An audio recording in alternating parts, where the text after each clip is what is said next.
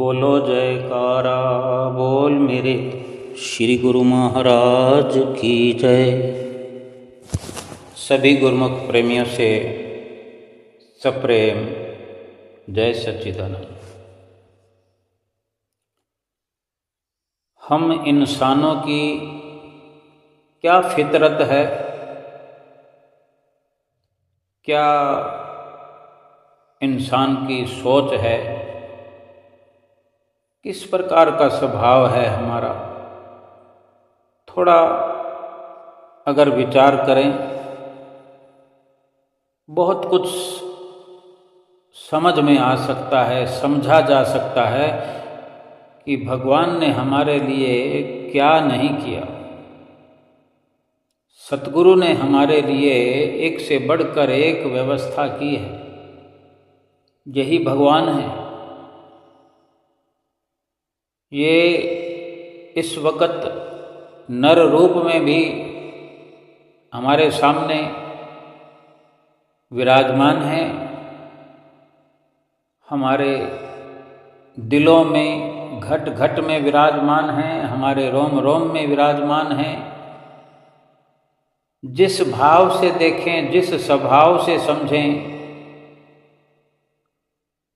सब हमारे विचारों पर निर्भर करता है।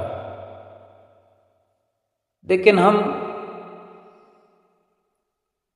ये अधिक देखते हैं कि दूसरों को क्या मिला,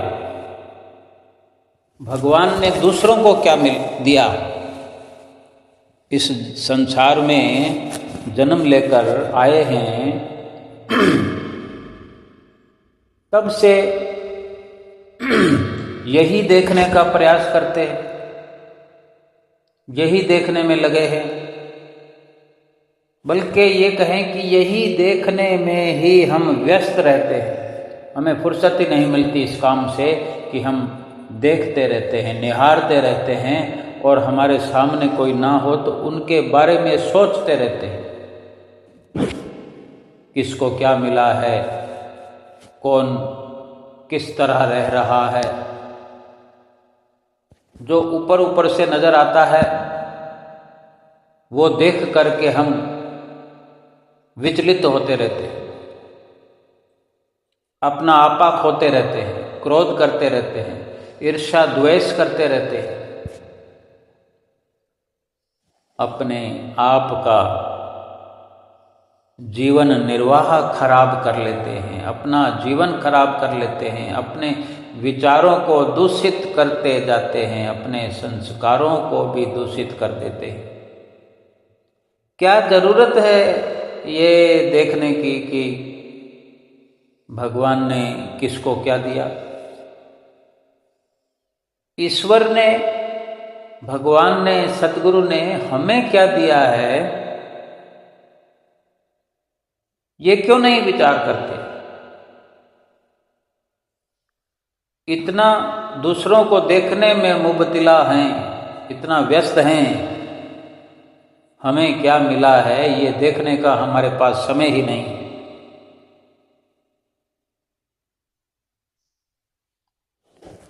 विचार करने की बात है। अगर हम ये देखने का प्रयास करें कि भगवान ने हमें क्या दिया है, जो हम दूसरों का देखते हैं उसको एक बार छोड़ दें, नज़रअंदाज कर दें कि हमारे सिर से लेकर, सिर के बालों से लेकर पैरों के अंगूठे तक और पैरों के अंगूठे से लेकर सिर तक 24 घंटे भगवान रक्त को प्रवाहित करते हैं। पूरे शरीर में क्या क्या रचना हमारे शरीर में है, कभी विचार किया।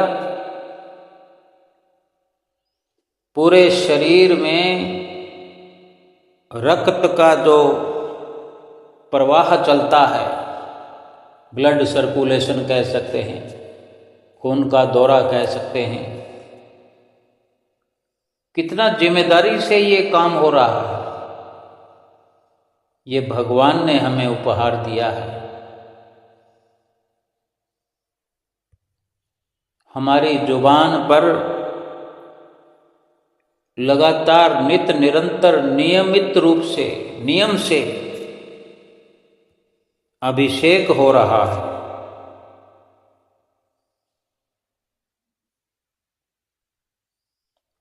हमारा हृदय भगवान चला रहे हैं।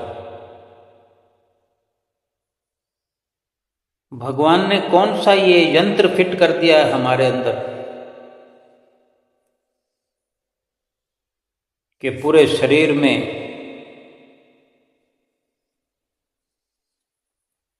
ये बिना रुकावट के काम हो रहा है।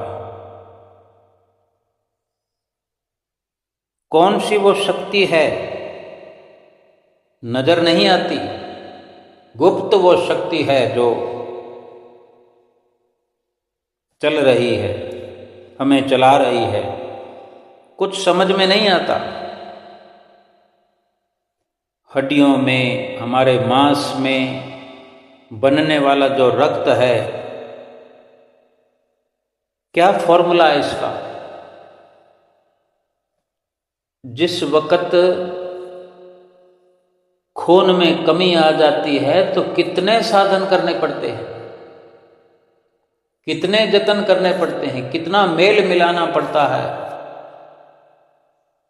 वो भी अगर उसी प्रभु की कृपा हो तो सब ठीक हो जाता है।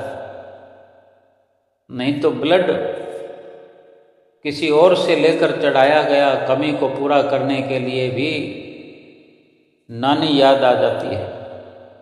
ब्लड मिलान होने के बाद भी असर नहीं करता। लेकिन जब ईश्वर चला रहे होते हैं तो किस प्रकार नियम से ब्लड काम भी आता है, ब्लड और भी बन जाता है, खर्च भी हो जाता है। हम कोई ठीक से अंदाजा भी नहीं लगा सकते कि ये क्या प्रकृति की रचना है, ईश्वर की रचना है।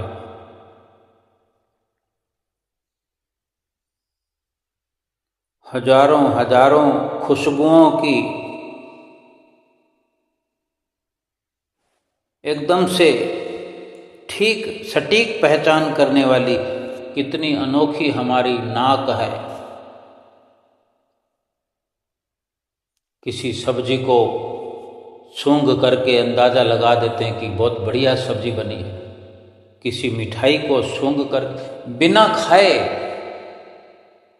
उसके निरख परख के नज़दीक ये नाक जो है पहुंचने का साहस रखती है। दूर से कोई कम दूरी और कोई ज़्यादा दूरी तक महसूस करने वाला हो सकता है, लेकिन ये गुण सबके अंदर है, हर किसी की नाक में है।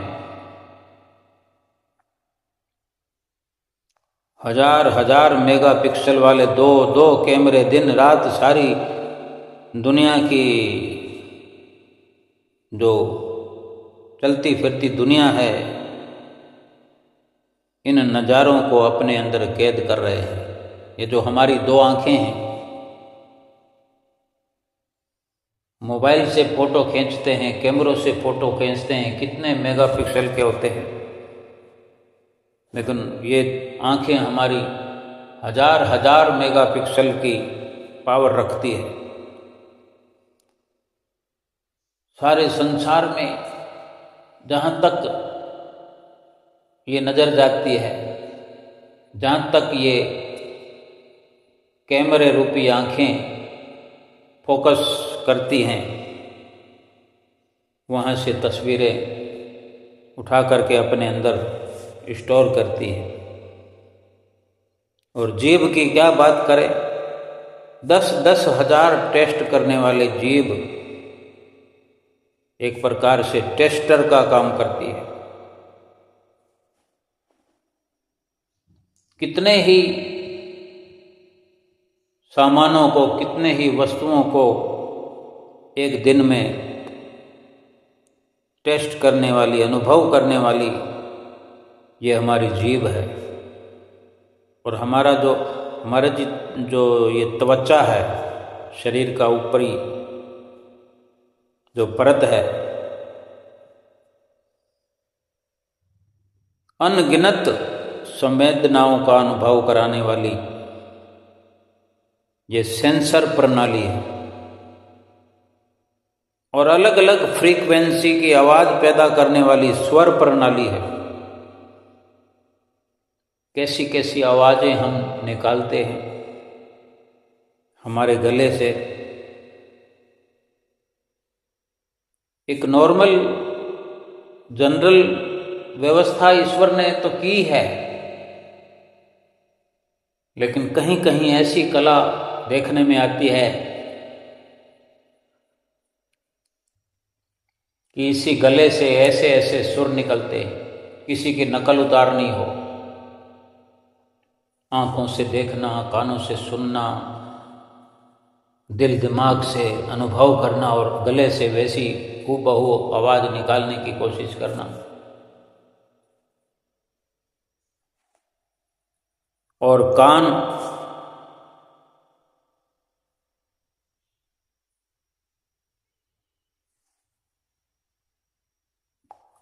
जो है, कान रूपी नाम का जो यंत्र है, ये एक हथियार है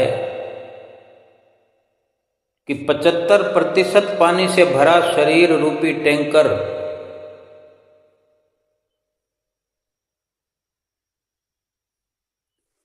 जो अलग अलग फ्रीक्वेंसी की आवाज़ें पैदा करने वाली स्वर प्रणाली है, उन फ्रीक्वेंसी का कोडिंग डिकोडिंग करने वाले कान नाम का यंत्र, और ये 75% जो हमारी बॉडी में पानी भरा हुआ है, एक प्रकार से कहें कि ये टैंकर है। और इस शरीर में, इस टैंकर रूपी शरीर में, शरीर रूपी टैंकर में हजारों हजारों छेद हैं, इससे भी कहीं ज़्यादा छेद है। इसके बावजूद भी एक बूंद भी छलक जाए इस टैंकर से, शरीर रूपी टैंकर से, कोई मजाल नहीं।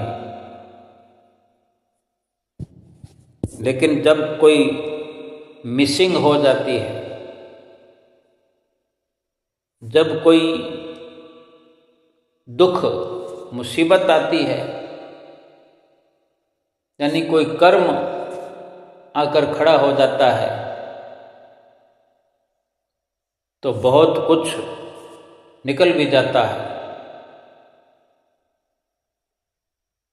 कहीं से चीरा लग जाए, कहीं से फट जाए, वो कोई ऐसे कर्म के आड़े आने पर, किसी सजा को भुगतने मात्र के लिए। लेकिन ईश्वर की रचना की हम जहाँ बात करते हैं कि वहाँ कोई कमी नहीं है।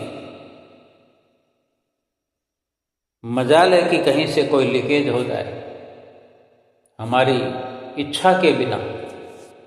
हम मुंह से अगर थूकते भी हैं, नाक से छींकते भी हैं, तो वो हमारे अधिकार क्षेत्र की बात है, हमारी मर्जी की बात है। बिना बटन के, बिना ढक्कन के वो सब कुछ रोक पाने में अगर हम सक्षम हैं, तो ये ईश्वर की रचना है।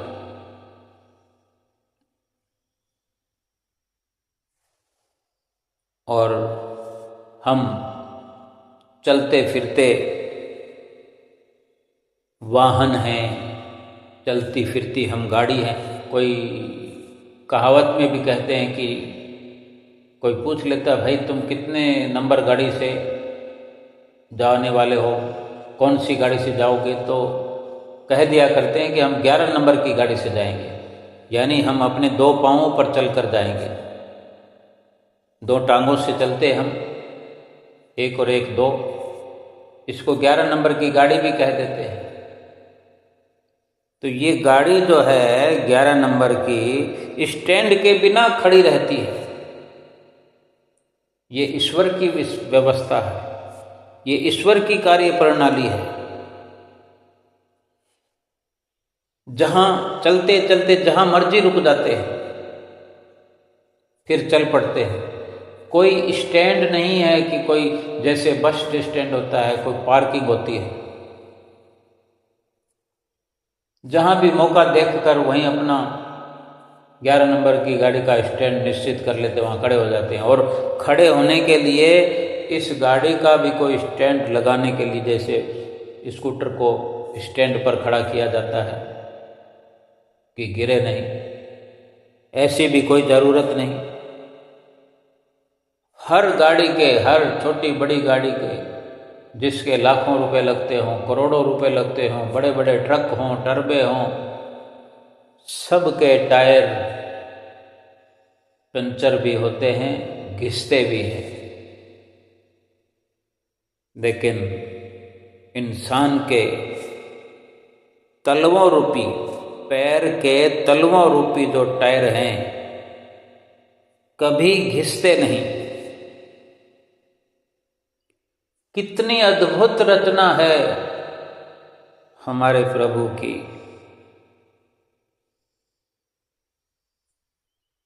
देखभाल करना, समझना, याद करना और यथा योग्य शक्ति का इस्तेमाल करना, शांति का प्राप्त करना। शांति को भी हम प्राप्त करते हैं तो प्रभु की देन है।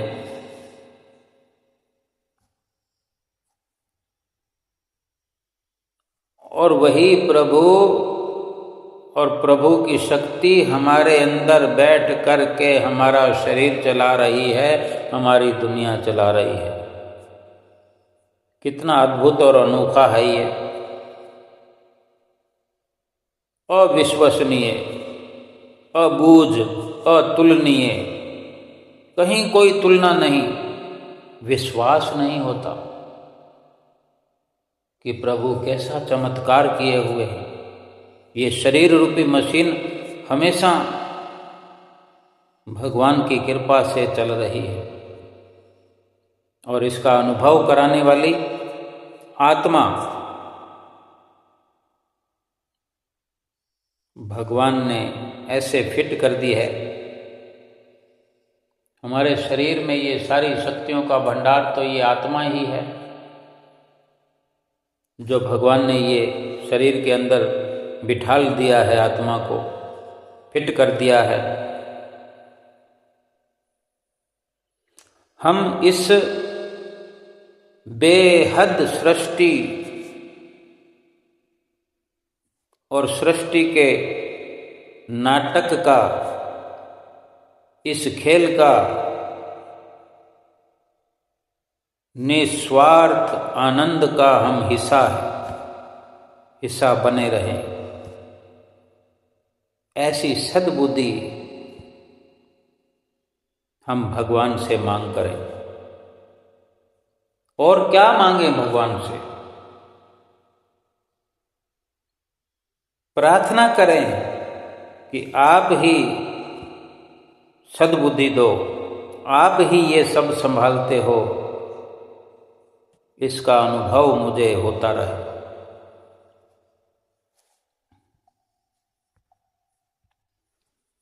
भाव कहने का कि पल पल करके प्रार्थना करें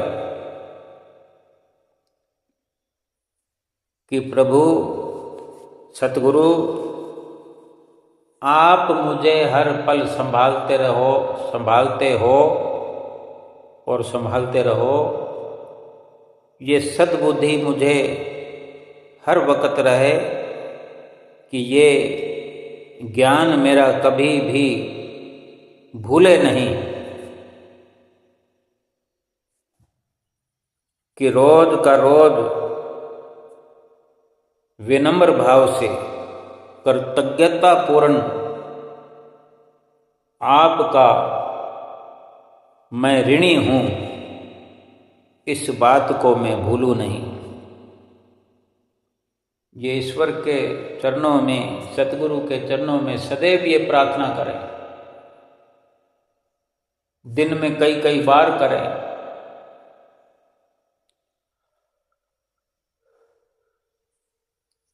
कहने को थोड़ी देर में हम बहुत सारा वर्णन कर सकते हैं, सोच सकते हैं। अगर इस प्रकार से हमारे विचारधारा हो जाए तो थोड़ी देर में बहुत ज़्यादा समझ सकते हैं।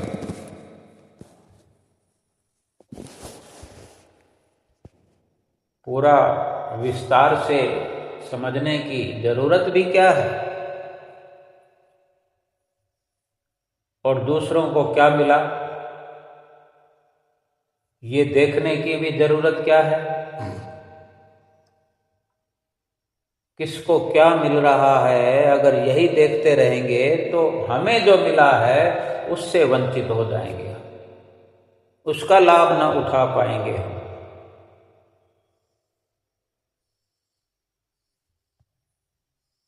और जब ये समझ में आ जाए तो हम विचार करें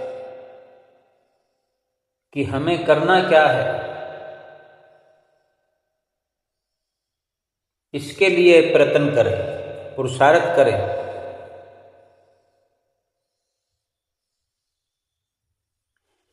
प्रयत्न करने में, उद्यम करने में, पुरुषार्थ करने में, कोशिश करने में असंतोष बना रहे। संतुष्ट ना हो कि मैंने बहुत कर लिया, बल्कि अपनी संतुष्टि को अधूरा रखें। इसी लिहाज से बार बार जो प्रभु ने दिया उसका शुक्राना, उसका धन्यवाद, प्रभु से भक्ति की मांग करें, ऐसी सद्बुद्धि की मांग करें कि भक्ति होती रहे। भक्ति दान मोहे दीजिए गुरुदेवन के देव, और नहीं कुछ चाहिए निस दिन तुमरी सेव।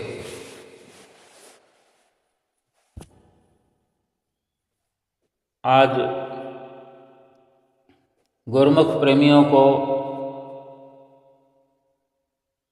स्वर्णिम अवसर की सौगात मिली हुई है इस जीवन में। ये साधारण सी बातें हर किसी इंसान के लिए है, लेकिन एक गुरुमुख के लिए, एक सेवक के लिए जो श्री आनंदपुर दरबार के अनुयायी हैं, वो अगर प्रयत्न करते हैं, सतगुरु से भक्ति की मांग करते हैं, सद्बुद्धि की मांग करते हैं, भक्ति की राह में प्रयत्न करें, उद्यम करें, पुरुषार्थ करें, और कभी भी इस प्रकार से संतुष्ट ना हो कि मैंने भक्ति कर ली है, इतना बहुत हो गया। अगर 2 घंटे तो क्या 4 घंटे भी सुमरन करें तो भी संतुष्ट होने की क्या जरूरत है कि बहुत कर लिया। बेशक सतगुरु की वचनों की पालना हमने कर ली 2 घंटे भजन सुमरन करके, लेकिन उनमें भी तो त्रुटियां होंगी जिसको हम थोड़ा और सुधार सकते हैं, थोड़ा और निखार सकते हैं, समय को भी बढ़ा सकते हैं। कहाँ कहाँ हम कितना प्रयास कर सकते हैं, प्रयास की अंतिम सीमाओं तक हमें जाना होगा। एक पल के लिए भी अपने लक्ष्य को न भूलें, हमारा प्रयास ये हो, क्योंकि आदतन स्वभाव के वश थोड़ी थोड़ी देर में हमारा मन विचलित हो जाता है। सत्संग के समय हम सत्संग में बैठे जरूर होते हैं, उस वक़्त भी मन कहीं से कहीं दौड़ लगा करके भाग जाता है, आता है जाता है, आता है जाता है। सत्संग के वचनों से खाली रह जाते हैं। अगर सुन भी लें वचन तो मन तो अधिक जगह एक जगह टिकता नहीं है, हम टिका नहीं पाते। मन तभी टिकेगा जब हम टिकाएंगे। मन के भागने का स्वभाव है। छोटे बच्चे का एक स्वभाव होता है कि जब वो चलने लग जाता है, बेशक वो खड़ा नहीं हो सकता, तो उसे नई नई रोज कुछ न कुछ भगवान की ओर से प्रेरणाएं मिलती हैं। वो चलने लगता है, घुटनों के बल चलता है।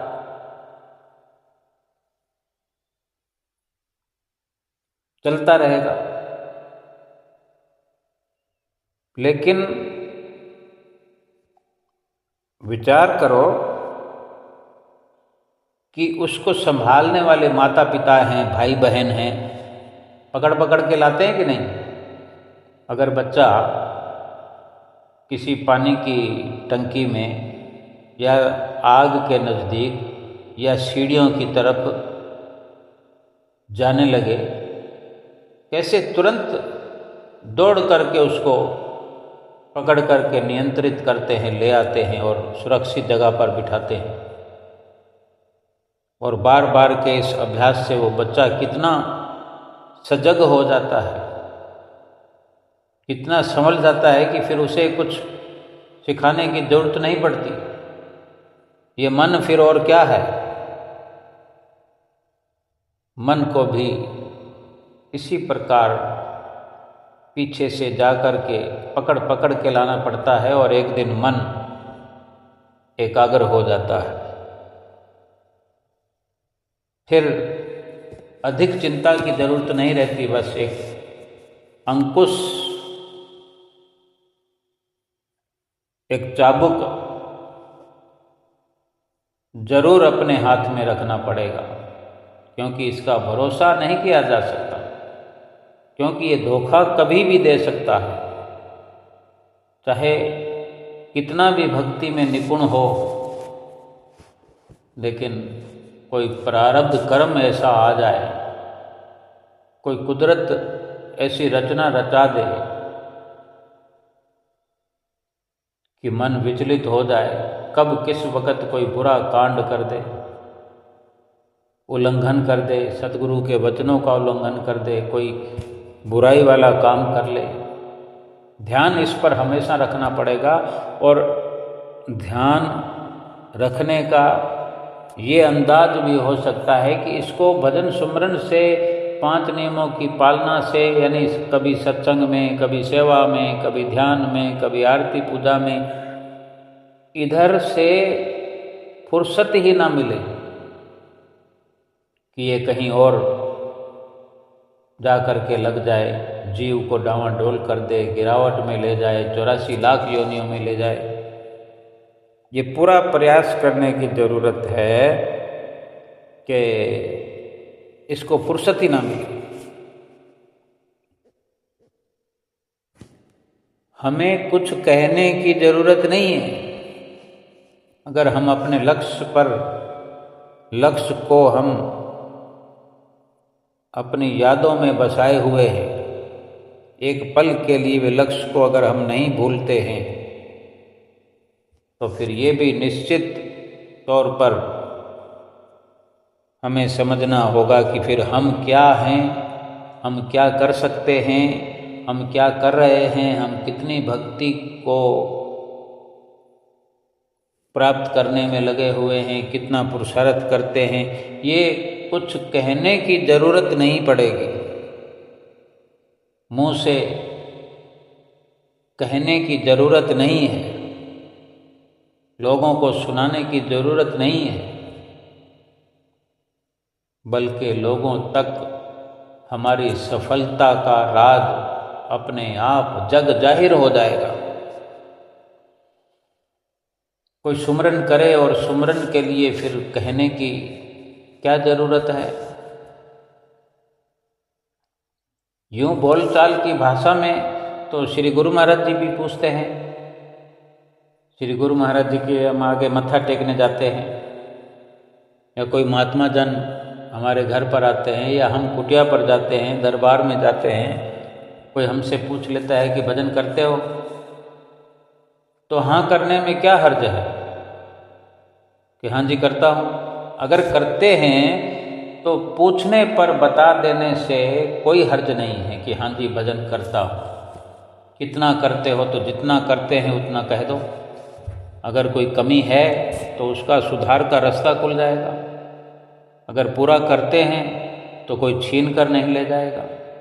एक अहंकारवश, अहमवश नहीं कहना है कि मैं सिमरन करता हूँ, मैं सिमरन करता हूँ। रोज रोज ये कहने की ज़रूरत थोड़ी ही है। जहाँ किसी को जवाब देना हो या किसी को प्रेरणा देनी हो, किसी के लिए प्रेरणा स्रोत बनना, ये अच्छी बात है, लेकिन अहंकार ना हो कि मैं सुमरन करता हूँ। क्योंकि ये यकीन अपने अंदर बना के रखने की ज़रूरत है कि अगर हम सुमरन करते हैं तो चाहे कहीं भी बैठ कर करें। बल्कि वचन भी आता है कि भजन करे पताल में, प्रगट होए आकाश, कहे कबीर तिहूँ लोक में, छुपे न हरि का दास। सुमरन को एकांत में करने की ज़रूरत क्यों बताते हैं? जहाँ तक कि कहते हैं कि घर में भी अगर बैठते हैं तो 4 लोग घर में रहते हैं तो वो भी कोई चद्दर ओढ़ करके बैठो, हल्के वस्त्र पहनो, खुले वस्त्र हों और हल्के हों। टाइट कपड़े फिटिंगदार होने से भी बहुत सी बाधाएं आती हैं। भाव कहने का यह है कि अपने आप को जहाँ भी हमने बिठा लिया है, सुमरन करते वक्त जहाँ भी बैठे, निश्चित तौर से हमने कहीं से जुड़ाव नहीं रखना, कुछ विचार नहीं आने देना, कुछ सोचना नहीं, केवल अपने ध्यान को सतगुरु के चरणों में एकाग्र करना है। सतगुरु के मुखार बिंद को अपने मस्तक पर धारण करना है, सतगुरु का ध्यान लगाना है। इसके सिवा कुछ और सोचना ही नहीं है।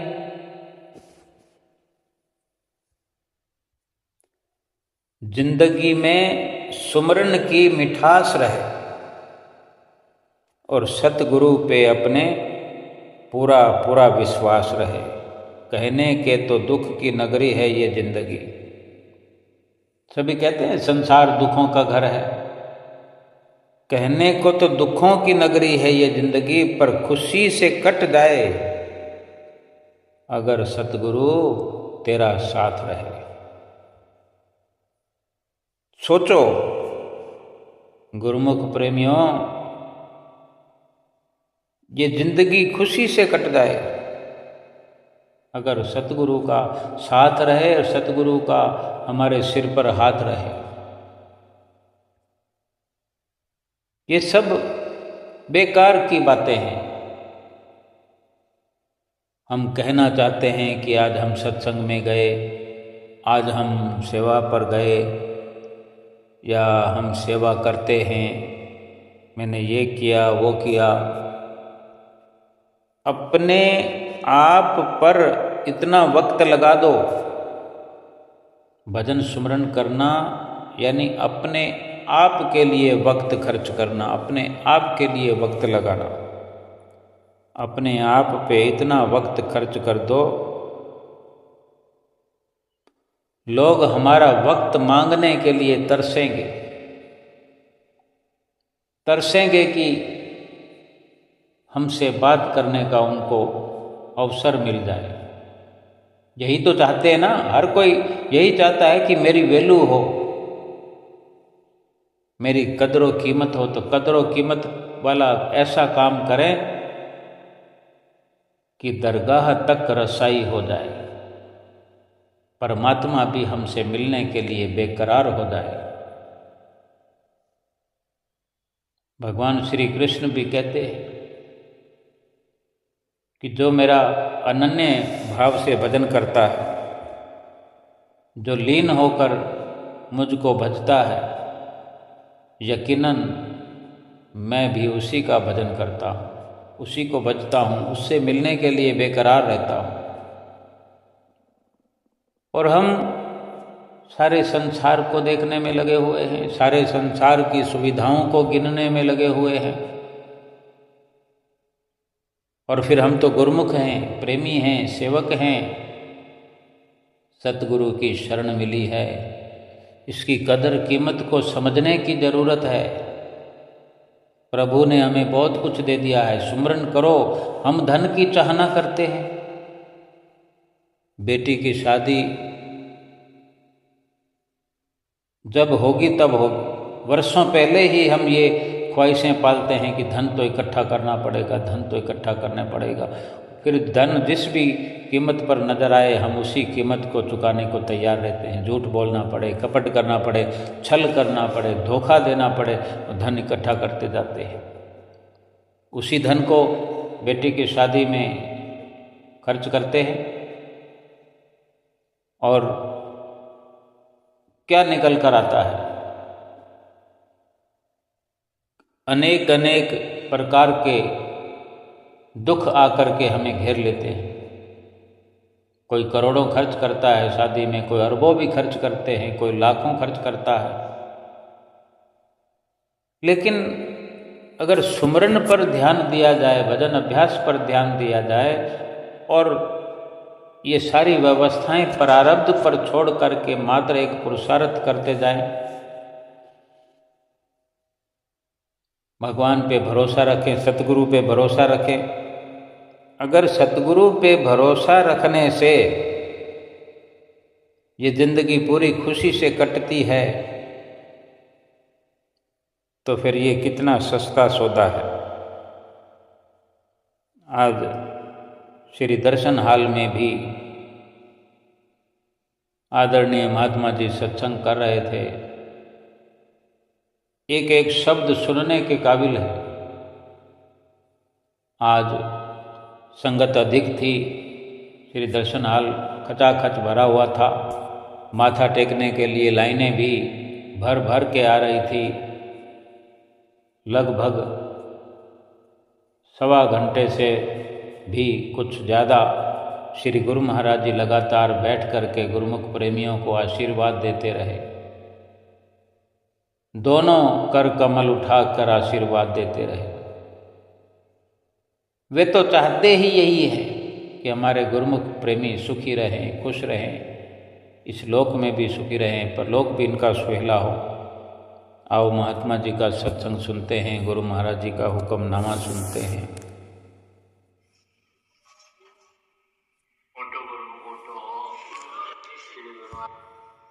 सौभाग्यशाली गुरुमुख सज्जन मंडली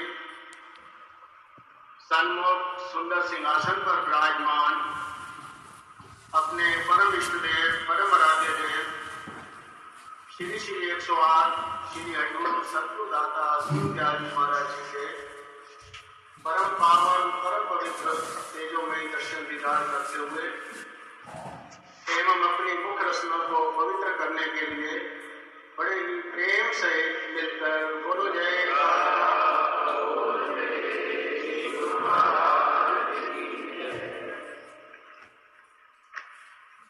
गुरु हो। आज 3-4 दिन से जो अपने श्री सतगुरु देव महाराज जी ने यहाँ श्री प्रयागधाम में कृपा फरमाई है, और यहाँ पर श्री प्रयागधाम वासियों को और जो आसपास की संगत है सबको अपने परम पावन श्री दर्शन से निहाल किया है, सच्ची खुशियां बख्शी हैं। उसके लिए प्रेमी लिखता है कि सतगुरु का दीदार कर त्रिपत भय तो नैन, तन मन शीतल हो गया, पाया सुख और चैन।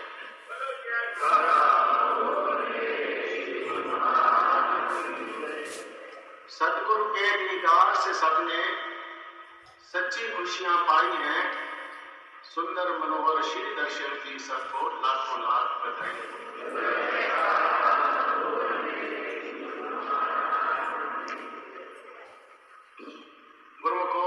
संसार के अंदर वास्तव में सच्चा सुख जो है, जब इंसान महापुरुषों की चरण शरण में आता है, उनके दर्शन दीदार करता है, तभी उसे सच्चे सुख मिलता है। बाकी संसार के अंदर इंसान को कहीं भी सुख नहीं मिलता। जैसे कि संत रैन जी भी अपनी वाणी फरमाते हैं कि जो सुख एक पल दूरदर्शन में सो दुआ जहाना ना दिसे, जिसके मेहर होवे सतगुरु दी ये सुख आवे दिसे, दर्श करत मन ठंडा होवे दुख दरिद्र सब नसे, संत रैन सब आनंद इस सुख नु लटा किसे किसे।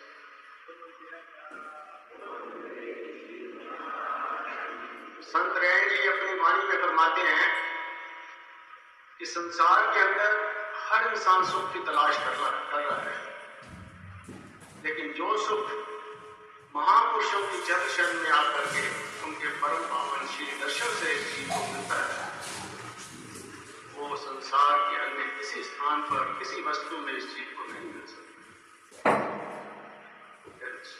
सो दोनों जहाना ना दिस, दोनों जहानों में नहीं मिल सकता। जो महापुरुषों के दर्शन करके इंसान के हृदय के अंदर ठंडक आती है, दर्श दर्श मन ठंडा हो, दुख दरिद्र सब नसे, इंसान के अंदर दुख परेशानियां जितनी भी होती हैं स्वयं में दूर हो जाती है। तो महापुरुषों की दर्शनों की तासीर ही ऐसी है। और संसार के अंदर महापुरुष ही वास्तव में सुख के भंडार होते हैं। माया वाणी का वचन है, सतगुरु सुख सागर के अंदर और भाई सुख। संसार के अंदर संत महापुरुष सतगुरु ही सुखों के भंडारी, और किसी भी स्थान पर इंसान को सुख नहीं मिल सकता।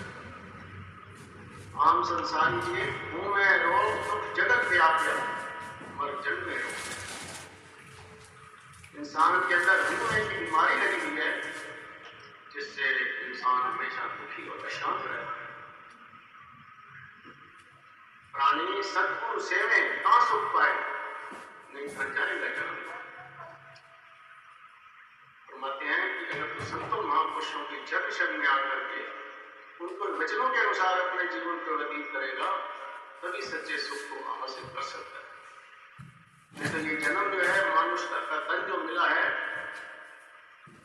ये ऐसे व्यर्थ चला है। इस सुख की जिसकी तलाश है तेरे को, उसको कदाचित हासिल नहीं कर सकता। क्योंकि जब इंसान महापुरुषों के इस चरण शरण में आता है, भंडार में आ जाता है, तो महापुरुष इस पर अपनी कृपा करते हुए इसे सुखों से भरपूर करते हैं। बाकी संसार के अंदर कोई भी सुख को नहीं पा सकता।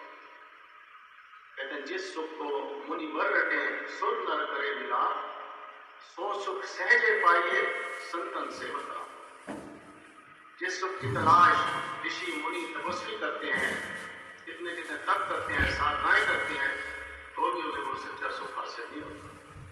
लेकिन जब उन्हें संतों महापुरुषों की संगत मिल जाती है, दर्शन मिल जाती है, तो महापुरुष ही उसको सुख वाली वस्तु प्रदान करते हैं।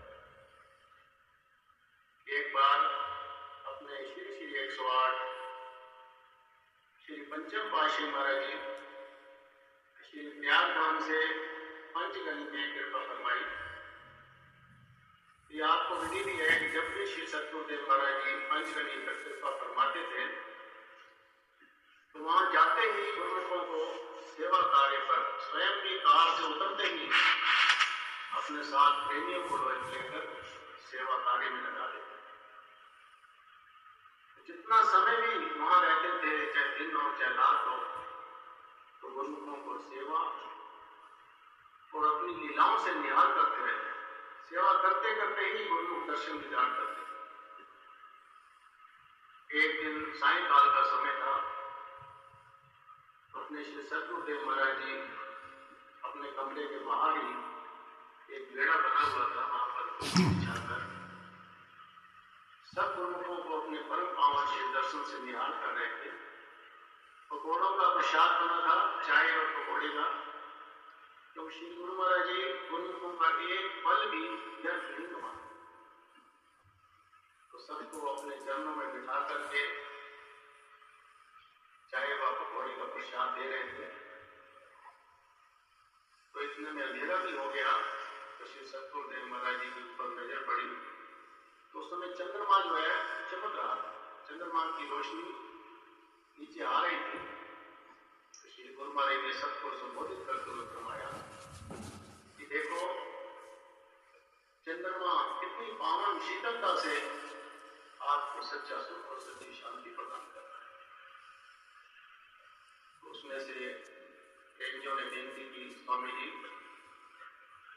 हमें तो हमारे श्री सतगुरुदेव महाराज जी हमारे सन्मुख विराजमान है, हम उनके श्री चरणों में बैठ करके जो सच्चा सुख और सच्चा आनंद ले रहे हैं उन्हें वो कहाँ मिल सकता है।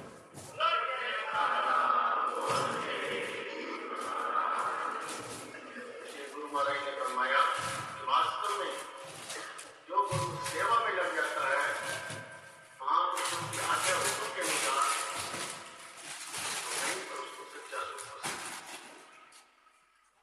गुरु को वास्तव के अंदर, संसार के अंदर सेवा और भक्ति यही वस्तु है जो इस जीव को सच्चा सुख होगा।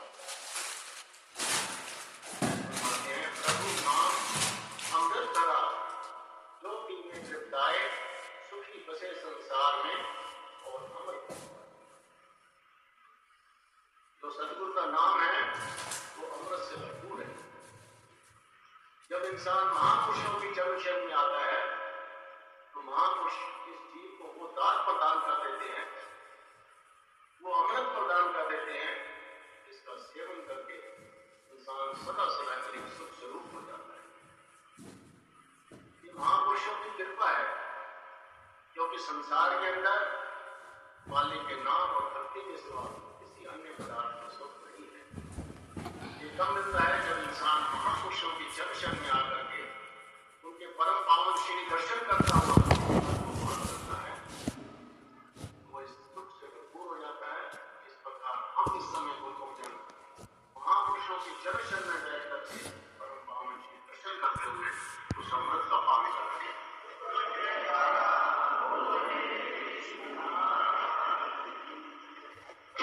वचन आते हैं, भगवान फरमाते हैं कि भक्ति का अनुपम सुख मिला मिले तो सुख बढ़िया। भक्ति जो है अनुपम सुखों को प्रदान करने वाले गाढ़ है खाता, लेकिन मिलती कब है? जब संत महापुरुष जीव के अनुकूल हो जाते हैं। महापुरुष कब अनुकूल होते हैं? जब ये जीव महापुरुषों की चरण शरण में आकर के उनकी आज्ञा और हुक्म के अनुसार जो दरबार के नियम है उनकी पालना करता है और भजन सुमरन करता है, इस नाम को अपने हृदय में बसा लेता है, भक्ति को अपने हृदय में बसा लेता है, वही इस बात को हासिल कर सकते हैं। सो गुरु को आप स्वयं अनुभव कर सकते हैं कि हमारे श्री सतगुरुदेव महाराज जी ने हम गुरुओं के लिए कितने ही आसान साधन बनाए हैं जो हम नित्य की श्रवण करते हैं। श्री आरती पूजा दोनों समय, सेवा, गुरु दरबार की निष्काम सेवा, सत्संग, सुमरन और ध्यान, श्रद्धा से जो नित करे तो निश्चय हो। जो श्रद्धा पूर्वक इन नियमों की पालना करता है, निश्चय उस जीव का कल्याण होता है, निश्चय वो अपने लक्ष्य को हासिल कर लेता है और इस जीवात्मा कभी अपने परमात्मा से एकाकार हो जाता है। और साथ में आजकल के समय को देखते हुए हमारे श्री सतगुरुदेव महाराज जी निष्पत्ति अपने वचनों में यही फरमाते हैं कि हर गुरु का कर्तव्य है कि वह 2 घंटे भजन सुमरन 24 घंटे में अवश्य करे, चाहे दिन में 4 बार में करे, 2 बार में करे या 1 बार में करे। जो भी इस दरबार का सेवक है, जो भी अनुयायी है, जिसने भी नाम की दीक्षा ली हुई है, उसका कर्तव्य है कि 2 घंटे भजन करे। यदि गुरुमुख जन इन नियमों की पालना करते हैं जो हमारे श्री 108 श्री पंचक पाशी हमारे निर्धारित किए हैं और 2 घंटे भजन सुमरन करते हैं, तो निश्चय अपने लक्ष्य को हासिल करके अपनी जीवात्मा का कल्याण कर लेते हैं, इस मानव जन्म को भी सफल कर लेते हैं और महापुरुषों की प्रसन्नता को भी पा जाते हैं। बोलो जय श्री गुरु महाराज की जय।